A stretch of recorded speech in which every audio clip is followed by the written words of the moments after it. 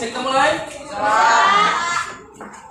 Bismillahirrahmanirrahim. Assalamualaikum warahmatullahi wabarakatuh. Waalaikumsalam warahmatullahi wabarakatuh.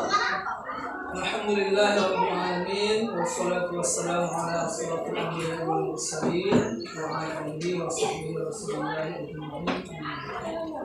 Rabbi shrah li sadri wa yassir li amri wa hlul lisani yafqahu qawli thumma yassir. Alhamdulillah, Anda sekalian, terlalu bersyukur kita kepada Allah Subhanahu wa Ta'ala, yang mana pada pagi hari ini Allah masih berikan kita berbagai macam nikmat, sehingga kita masih dapat berkumpul, bertemu di sekolah yang kita cintai ini, tentunya untuk melaksanakan aktivitas kita seperti biasa, yaitu melaksanakan proses belajar dan mengajar. Di mana pada hari ini kita belajar mata pelajaran akidah. Salawat dan salam dan tercurah kepada junjungan Allah Nabi Muhammad sallallahu alaihi wasallam yang melafazkan Allahumma shalli ala sayyidina Muhammad. Dengan banyak berselawat kepada beliau dari api sebagai umatnya dan mendapat syafaatnya di akhirat kelak. Amin. Selamat pagi Anda semua. Bagaimana kabarnya hari ini? Semuanya sehat? Alhamdulillah ya. Kantongnya nggak sehat, Pak. Kantongnya nggak sehat? Ya. Sama dengan gantung di nasibnya ya. Oke baik, sebelum kita mulai, siapa yang hadir hari ini? Ica, Putri, Saryani, Saryani, Ica, iya Pak. Sama Dewi, Pak. Cahyani, Saryani, Pak. Iya, Pak. Sama Dina, Pak. Tapi bohong. Wahyu. Cahyani. Siapa? Cahyani. Ini apa keterangannya? Nggak tahu, Pak. Alfa berarti ya? Iya, Pak. Lagi? Putri Nur Hijayah. Putri? Iya, Putri Nur Hijayah. Putra Nur. Apa keterangannya? Nggak tahu, Pak. Lagi? Nggak, Pak. 2 orang aja? Iya, Pak. Baik. Anda sekalian, hari ini adalah hari pertemuan kita yang ketiga. Iya, Pak. Pertemuan kita yang ketiga, hari ini kita akan bahas mengenai istiqomah. Istiqomah. Ya, sabar. Sebelumnya kita sudah membahas mengenai sifat mulia taat. Ya. Taat ya, pada pertemuan lalu kita sudah membahas mengenai taat. Oke, Bapak ulang sedikit ya, bahwasanya taat itu adalah apa? Taat itu apa? Menemani dan mengikuti, Pak. Menemani dan mengikuti. Siapa yang kita temani atau kita ikuti? Ya, Allah dan Rasul-Nya. Atiullah wa atiur Rasul wa ulil amri minkum. Taatilah Allah, taatilah Rasulnya, dan pemimpin di antara kamu. Berarti pemimpin kalau di sekolah guru, kalau di kelas. Pemimpin kalau di rumah berarti orang tua. Berarti orang tua itu harus kita taati. Ya, guru itu harus kita taati. Baik, itu mengenai taat. Pada pertemuan kali ini kita akan masuk kepada sifat mulia yang ketiga pada bahasan kita, yaitu istiqomah. Istiqomah.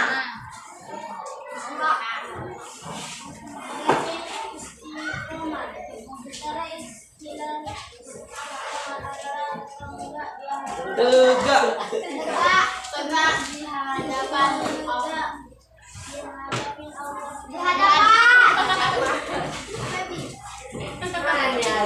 Di hadapan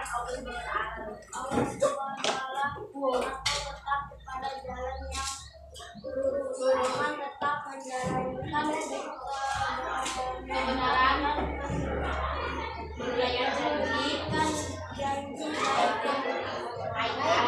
cara benar dan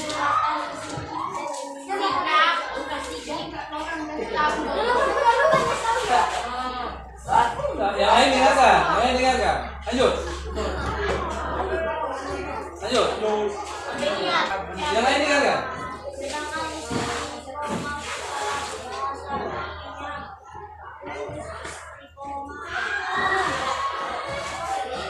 istiqomah dalam Islam? Dalam Islam artinya menjaga hati berkata dan berbuatan agar selalu menempuh jalan yang lurus dan sesuai dengan Perintahnya. Oke, lanjut. sikap istiqomah. Kuat sedikit. Ya, sikap istiqomah. Sikap istiqomah hendaknya dimiliki oleh setiap muslim karena dapat membentuk sikap dan akhlak yang mulia dengan berpendirian teguh menjaga keimanannya kepada Allah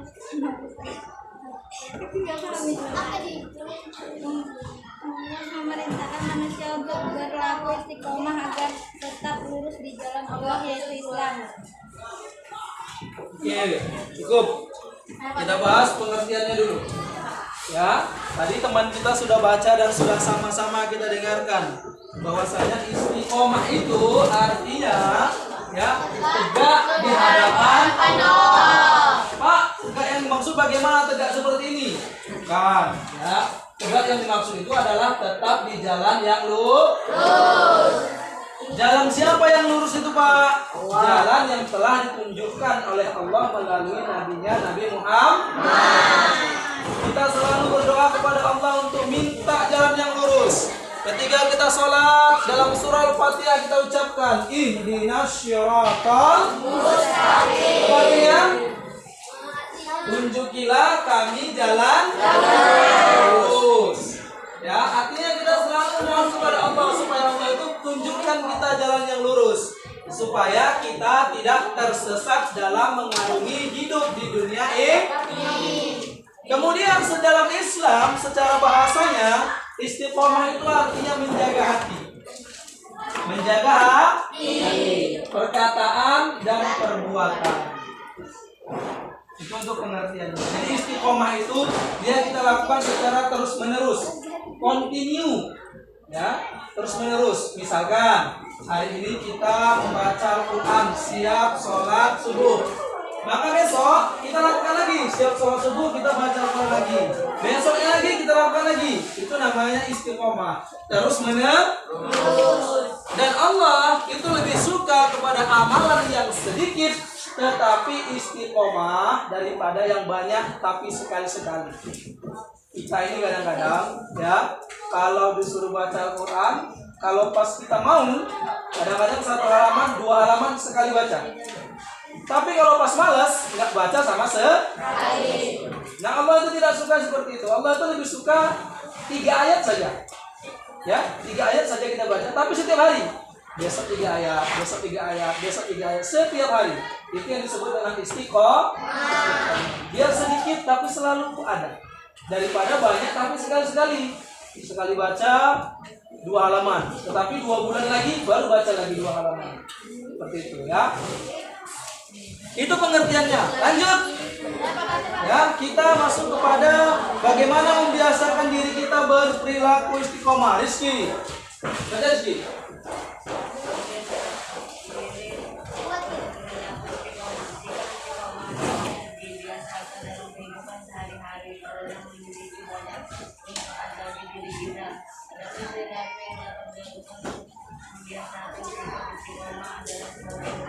Oke, yang ini nah, punya.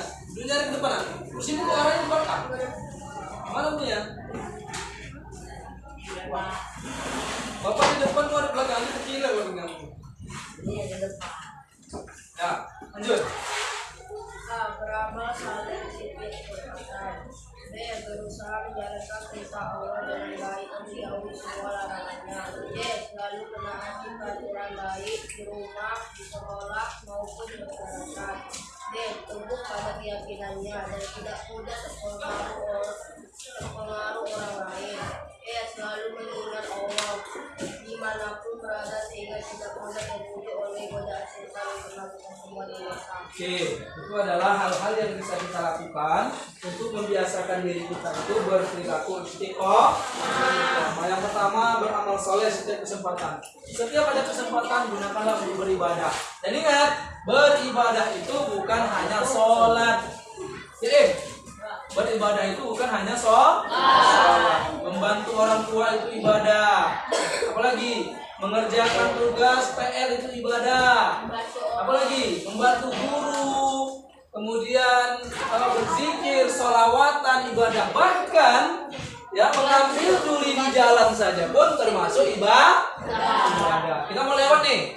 Mau lewat, rupanya kita mau lewat, ada duri pelepah sawit itu melintang di jalan. Kemudian supaya orang lain nanti ya nggak susah lewat, kita ambil pelepahnya, kita pinggirkan. Itu juga sudah bernilai ibadah. Kemudian apa lagi? Berusaha menjalankan perintah Allah dengan baik. Jadi semua perintah Allah itu kita usahakan, kita jalankan. Meskipun kita tidak bisa menjalankan semuanya, tapi setidaknya kita berusaha sekuat tenaga untuk menjalankan perintah Allah dan menjauhi larangan. Lanjut, selalu menaati peraturan. Ini perlu, sangat perlu. Ya. Al-Quran itu Allah turunkan melalui malaikat Jibril kepada Nabi kita Nabi Muhammad SAW, tidak lain dan tidak bukan adalah sebagai petunjuk. Petunjuk itu apa? Aturan. Ya, contohnya kita mau ke duri. Ya, duri. Kita dari 27 ada jalan misalkan sampai Simpang Jambu ada tekongan. Karena seperti itu. Kira-kira kalau kita tidak punya petunjuk, akankah kita sampai kepada kota duri ini dengan cepat, dengan baik? Tidak. Ya, harus ada yang menunjukkan arah kepada kita. Apakah misalkan tanda seperti ini? Oh, berarti kalau duri kita harus belok kanan. Ada nampak yang sebelah kiri hijau besar. Sebelah simpang itu ada. Bahkan di simpang Nurseri ini ada. Ya kan? Itu apa? Petunjuk nah, supaya orang yang melintas, walaupun dia nggak pernah ke sini, dia tahu. Oh, ini arahnya untuk ke Tasik Serai. Ini arahnya untuk ke Medan. Ini arahnya untuk ke melibur dan lain sebagainya. Ya, jadi dalam kehidupan ini juga seperti itu. Kita perlu aturan. Kita datang ke sekolah ini, belajar ke sekolah ini, ada aturannya yang harus kita kerjakan. Supaya apa? Supaya proses pembelajaran kita berjalan dengan baik. Ya, guru maupun siswa harus menggunakan sepatu. Sepatunya anak sekolah itu hitam. Kalau nggak hitam nanti kena razia. Ya kan? Apalagi menggunakan pakaian muslim dan muslimah. Yang laki-laki pakai peci, yang perempuan pakai jilbab. Jangan terbalik. Yang perempuan pakai peci, yang laki-laki pakai jilbab. Kira-kira akankah berjalan pembelajaran kita dengan baik kalau aturan itu kita langgar? Maka aturan itu harus kita laksanakan dimanapun kita berada.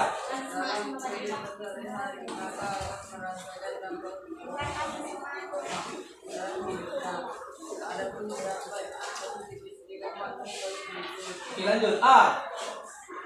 Selalu optimis dalam memandang suatu. Orang yang istiqomah memiliki sikap teguh pendiri dalam keyakinannya akan suatu hal. Ia memiliki komitmen yang kuat dalam melakukan suatu, sehingga tubuh rasa optimis dalam dirinya dalam memandang suatu. Ia selalu merasa bersemangat dan optimis bahwa apa yang dikerjakannya akan membawa kebaikan baik bagi dirinya sendiri dan orang lain. Iya, boleh. B. Memperoleh kesinambungan orang yang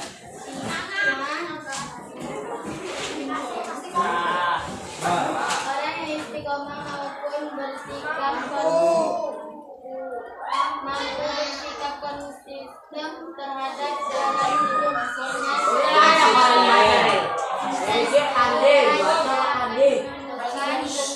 Keadaan dan kedamaian. Oke, yang sebelah kanan, silakan.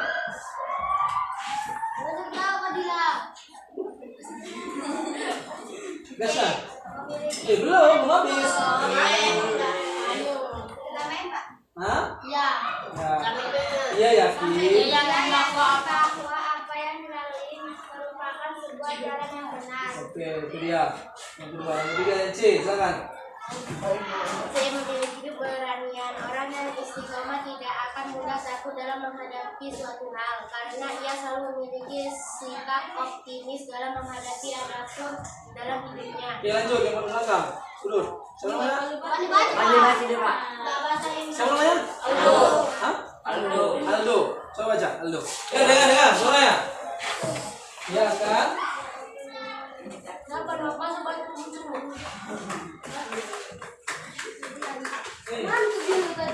Eja, kalau kalian ini Eja. Menghadapi. Nah, bisa nggak?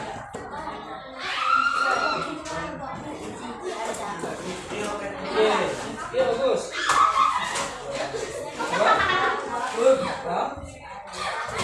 Suara.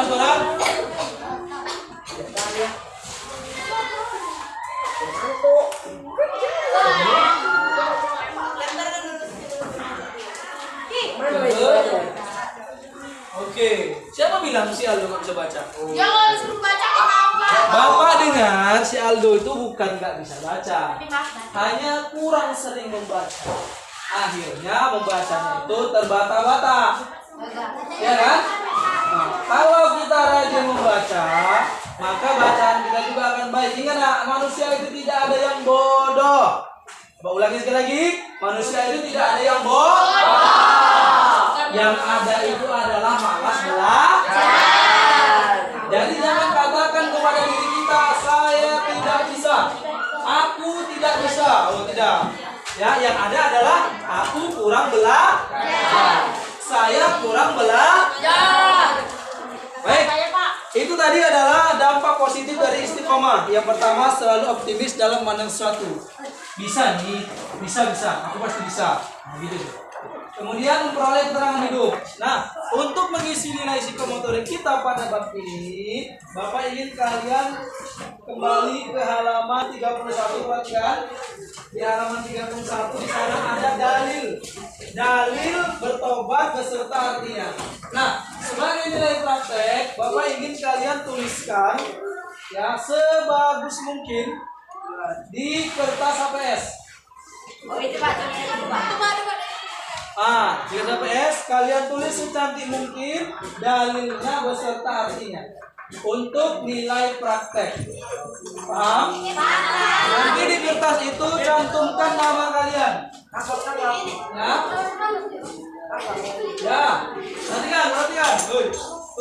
Perhatikan. Ya, perhatikan. Ini HPS. Ya, HPS kalian bingkai dulu HPS-nya. Bingkainya itu pakai tulisan. Dalamnya bingkai. Ya, bukan bingkai kayu ya. Udah. Setelah itu kalian tulis di sini ayatnya, kemudian terjemahnya. Nah, baru di bawah kanan tulis nama kalian beserta kelas. Nama kelas. Paham? Iya, ayat itu terjemahnya artinya. Lagi? ini aja Pak. Ya, itu aja. Ada yang bertanya?